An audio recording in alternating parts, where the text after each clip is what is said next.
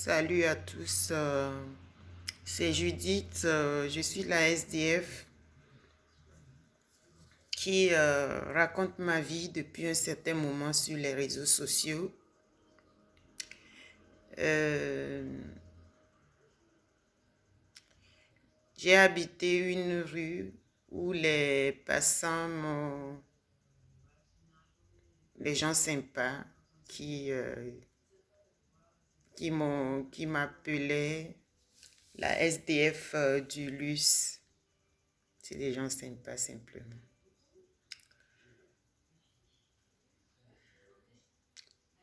Il y a des Togolais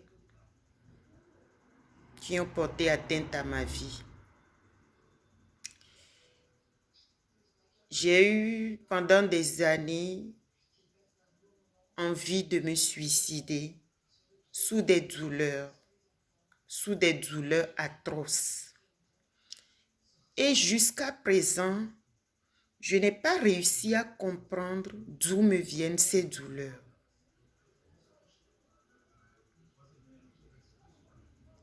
C'est vrai qu'ils m'ont prouvé par A plus B qu'ils allaient me marcher sur la tête. Ils sont allés à me décrire presque tout le plan qu'ils avaient prévu contre moi, ces Togolais, certains de cette parmi eux. Et il y a eu des douleurs atroces dans mon corps. Il y en a, jusqu'à présent, des douleurs qui ne finissent pas dans mon corps. Et moi, tant que je n'arrive pas à connaître l'origine de mes douleurs, je ne serai pas tranquille. Je ne serai pas en paix avec moi-même. Il faut que je comprenne comment est-ce que ces douleurs sont arrivées dans mon corps. Comment est-ce que ce qui s'est passé jusqu'à ce que ma vie devienne douleur, que douleur. Ma vie devienne que douleur. Il faut que je comprenne cela parce que je ne suis pas un jouet. Je ne suis pas une poupée Barbie. Je ne suis pas un petit enfant. Ces Togolais ont voulu faire croire aux Blancs ici que moi, une adulte qui s'est levée, venir en France pour se chercher, que je ne savais pas ce que je voulais. Il y a une nuance entre savoir ce que la personne veut et ne pas réussir à obtenir ce qu'elle veut, ou ne pas savoir comment obtenir ce qu'elle veut. Si je ne savais pas ce que je voulais, je ne serais pas venue en France. Je ne serais pas du tout venue en France. Si je ne voulais pas une vie meilleure pour moi, je ne serais pas du tout venue en France. Si je ne voulais pas une vie d'une façon, je ne serais pas venue en France. Si je n'avais pas prévu quelque chose pour moi, je ne serais pas venue en France. Si je n'avais pas un projet que les autres que j'avais auparavant, je ne serais pas venue en France. Donc, ces Togolais qui ont dit de moi, aux Français, aux Blancs ici, que je ne savais pas ce que je voulais, je leur réponds aujourd'hui comme quoi je sais très bien ce que je veux. Je sais exactement ce que je veux. Je sais bien ce que je veux. Ne pas savoir comment obtenir ce que je veux n'est pas pareil que ne pas savoir ce que je veux. Ou ne pas arriver à obtenir ce que je veux n'est pas ne pas savoir ce que je veux.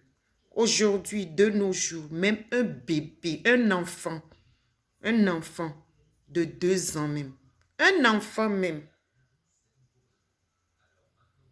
tu lui donnes quelque chose qu'il ne veut pas, il va te dire non, qu'il ne veut pas ça.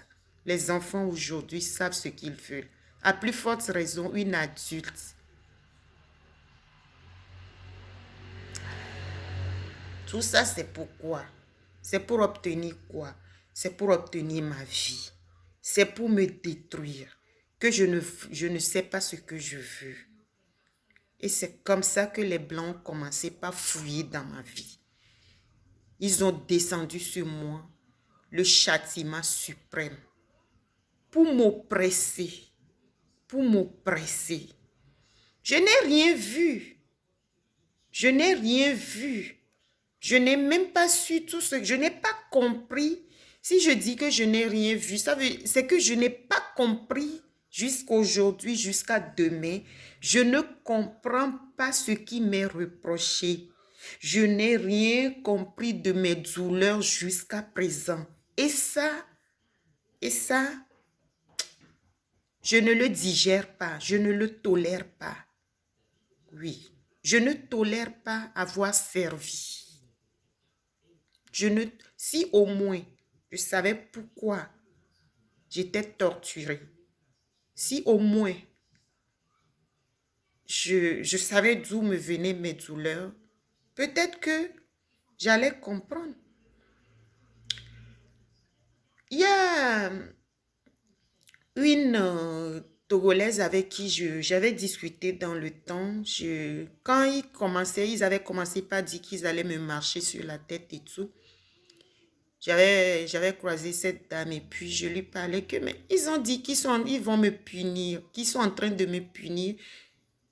Le fait que ma fille était placée, qu'ils ont dit qu'ils étaient en train de me punir et tout et tout. Elle me dit, mais arrête de dire le mot punir. Dans le temps, arrête de dire le mot punir. Si tu parles de punition, de punir, c'est comme si tu as fait quelque chose et puis, ou comme si toi-même tu reconnaissais avoir fait quelque chose, avoir fauté, avoir fait quelque chose de mal et que ils sont en train de te punir. Le mot punir, il ne faut même pas te l'attribuer. C'est qu'ils sont juste en train de t'abuser, de profiter de toi. Ils sont en train de se servir de toi. Mais arrête de me dire le mot puni. C'est des gens ils t'en voulaient depuis et ils sont en train de te faire du mal. Ils ont eu l'occasion de te faire du mal et ils te font du mal.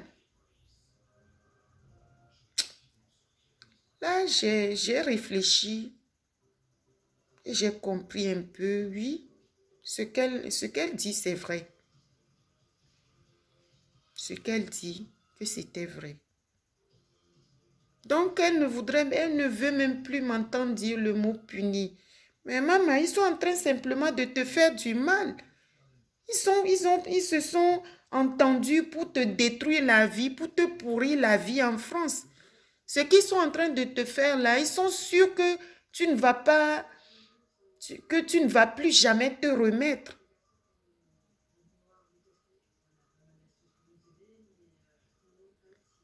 Ah bon? Et voilà la preuve aujourd'hui. Voilà la preuve aujourd'hui. Voilà les preuves aujourd'hui. Ils se sont entendus pour me détruire. Ils se sont entendus pour me nuire. Ils se sont entendus pour détruire ma vie.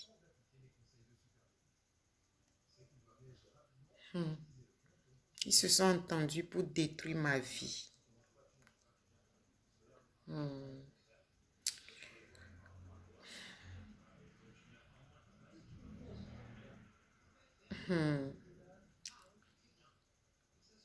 Ça a été le plan de Abodjan Ludovic qui en a parlé à Olga da Silveira.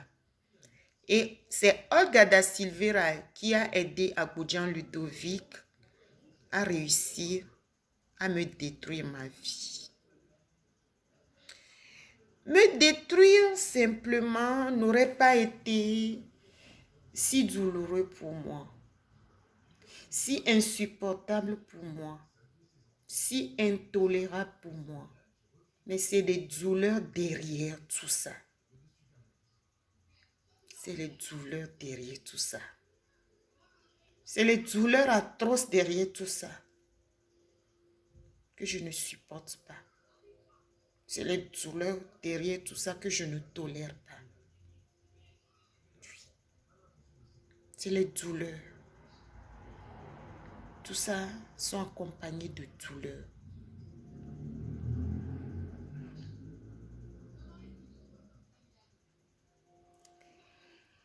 La personne qui va m'écouter, qui ne sait pas ce que c'est que douleur, qui ne comprend pas ce que c'est que douleur, va dire, mais celle-là, elle exagère.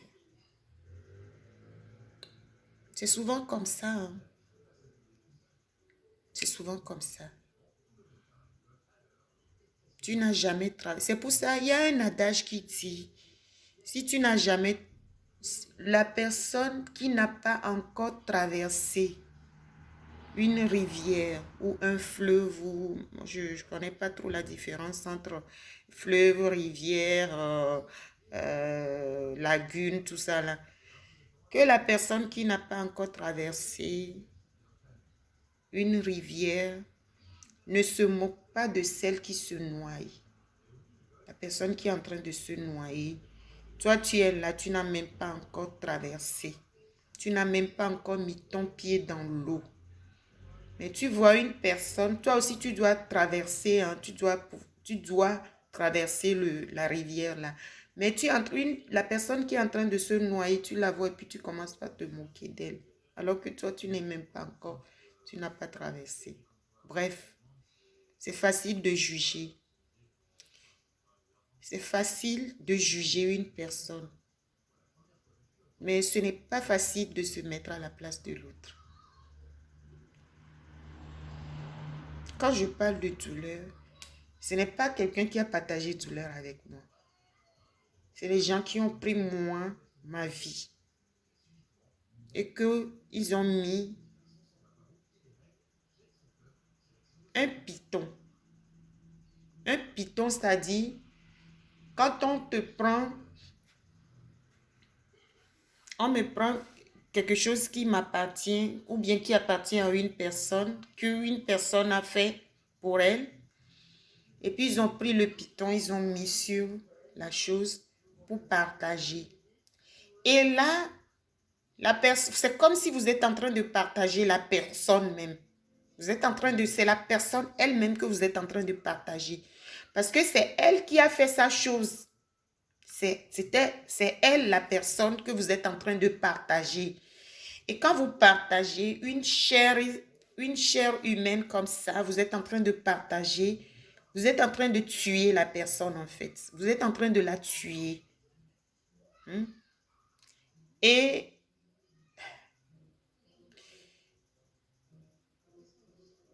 c'est les douleurs comme si les brûlures du feu.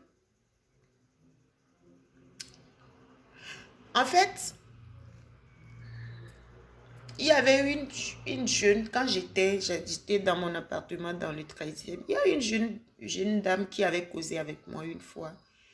Et puis elle m'a dit, c'est qu'elle n'est même pas togolaise, elle n'est pas du tout de l'Afrique de l'Ouest, loin de tout ça. Elle me dit, Clara, tu sais, tu es une fille bien. Elle ne me connaissait même pas. Je ne connaissais même pas. Moi, je te comprends.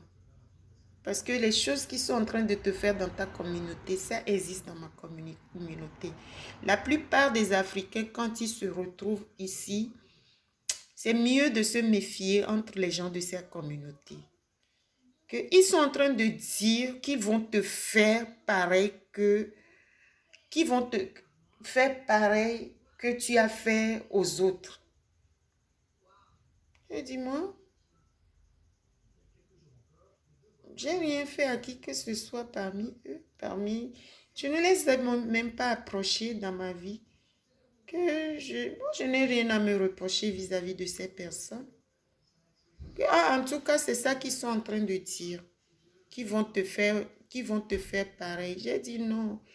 Que la personne qui dira qu'il va me faire du mal pareil que j'ai fait aux autres, c'est juste une personne qui n'a pas d'argument pour me faire du mal.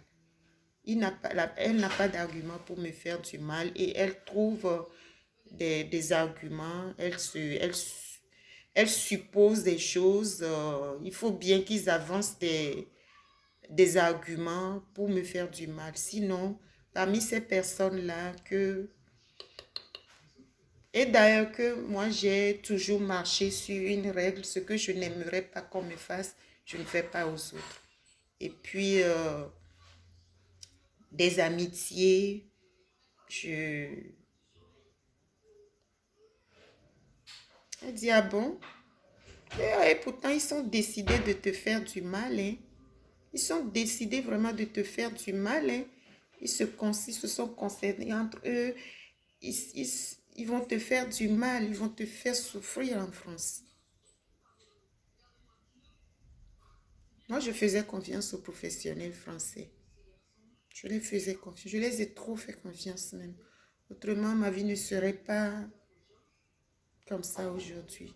Je me serais défendue contre eux. Je les aurais porté même plainte.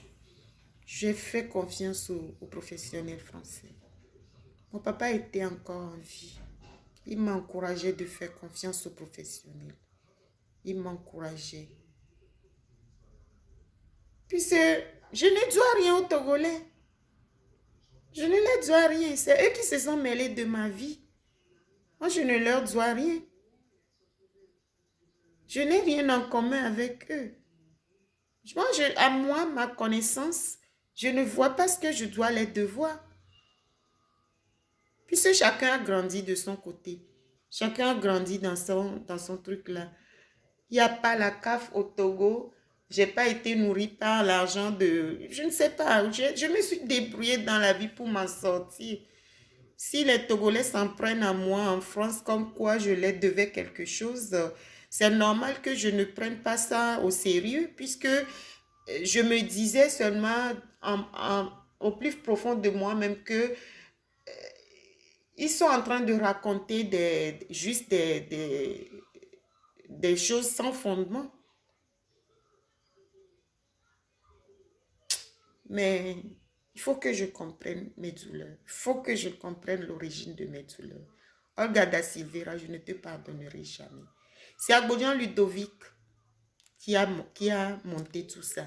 C'est lui qui est à la base de tout ça.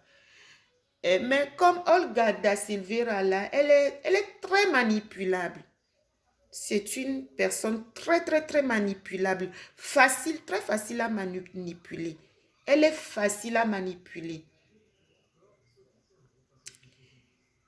Une fois, je parlais avec ma grande sœur, ma cousine avec qui il était copain-copine, sœur Agbodjan Ludovic.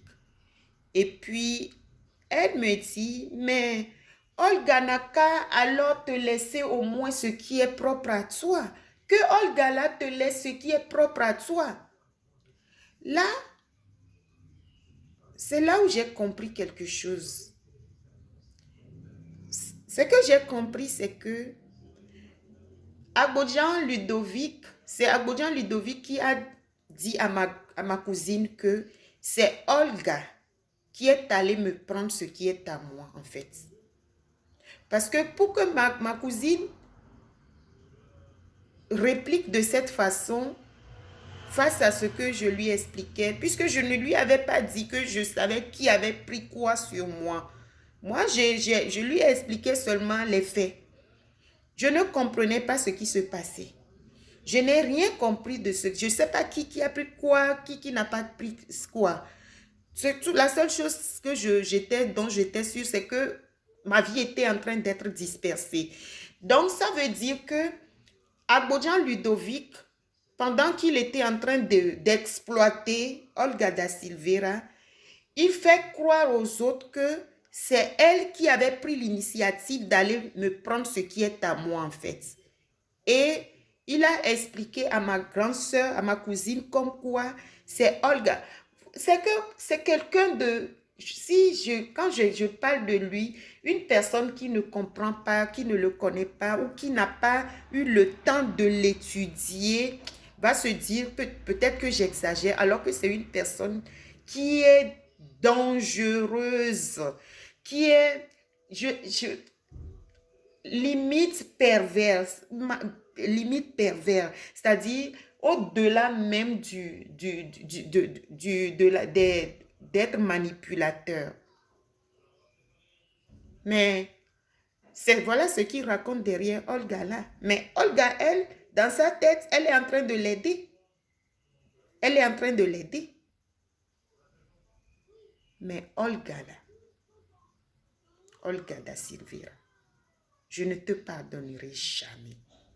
Je suis sûre que je vais mourir. Moi, je vais mourir dans la rue, dans la rue en France ici. Mais toi, je ne vais jamais te pardonner. Je ne vais jamais. Surtout qu'elle est allée avec le nom de Dieu. C'est ça même qui me... Ça, alors là, ça, au nom de quelle foi une personne doit souffrir des douleurs? Au nom de quelle foi? Au nom de quelle foi? Au nom de la foi comment? Un prêtre fait partie de tout ça. Et puis ces personnes sont en train de me parler de la foi. Pendant que moi, je souffre des douleurs comme si je vivais l'enfer sur terre. Et vous me parlez de foi?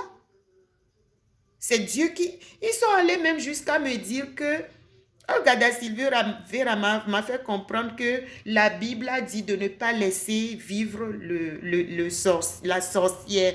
C'est-à-dire que c'est des gens qui ont décidé, c'est des gens qui ont décidé de détruire ma vie, c'est-à-dire de me tuer. De me tuer comme quoi je suis une sorcière. C'est-à-dire l'autorité ou le pouvoir ou les forces que Dieu a mis en moi, ou bien des forces qu'il y avait en moi-même. Ils sont en train de les considérer comme sorcellerie. Et ils veulent me tuer. Donc, ça veut dire que Dieu leur a donné... Ils veulent me faire croire que Dieu leur a permis de me tuer, en fait. J'ai expliqué la plupart... J'ai parlé la plupart... J'ai expliqué beaucoup de choses en Mina du Togo. C'est... Une personne qui tombe sur cette chaîne, qui écoute ces vidéos, ça va peut-être vous paraître bizarre, mais c'est mes réalités, c'est mes tristes réalités. C'est ma triste réalité, en fait. Comme quoi Dieu a dit de ne pas laisser vivre. C'est que c'est des gens qui ont porté atteinte à ma vie exprès. Dieu a dit de ne pas laisser vivre la sorcière. C'est ce que Olga da Silveira m'a sorti de sa bouche. Que Dieu a dit de ne pas laisser vivre la sorcière. Donc c'est moi qui suis considérée comme la sorcière pour Olga da Silveira. Et ils sont prêts à souiller leurs mains de mon sang comme quoi Dieu a dit de ne pas laisser vivre une sorcière. À très bientôt. Olga da Silveira, je ne te pardonnerai jamais. Je ne te pardonnerai jamais. Ni aujourd'hui, ni demain. Les gens peuvent me traiter de tous les noms. Moi, je ne suis pas hypocrite. Non. Je ne suis pas hypocrite du tout, du tout. Et je ne vais plus jamais vous donner l'occasion de me refaire du mal, de me faire du mal. Vous pardonner serait de vous donner l'occasion de me refaire pire ou de me terminer. Comme vous avez dit que la Bible a dit, comme Olga m'a dit que la Bible a dit de ne pas laisser vivre, que Dieu a dit de ne pas laisser vivre la sorcière et que je ne suis pas encore morte.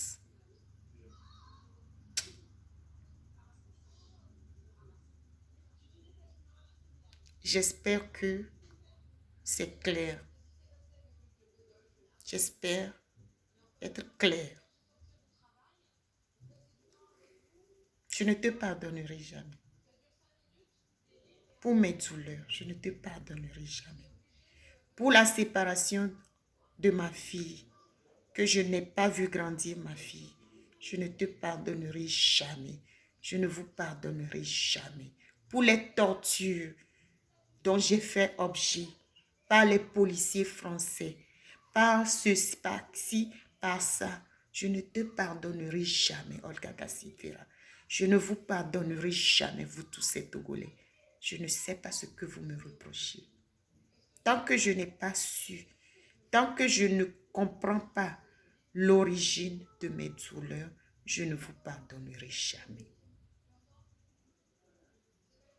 Il faut que je comprenne l'origine de mes douleurs pour arriver à digérer tout ce que j'ai subi, tout ce que j'ai vécu. Tant que je n'ai pas compris l'origine, je ne pourrai pas le digérer et je ne pourrai pas le pardonner. Je ne tolère pas être utilisée comme une poupée Barbie.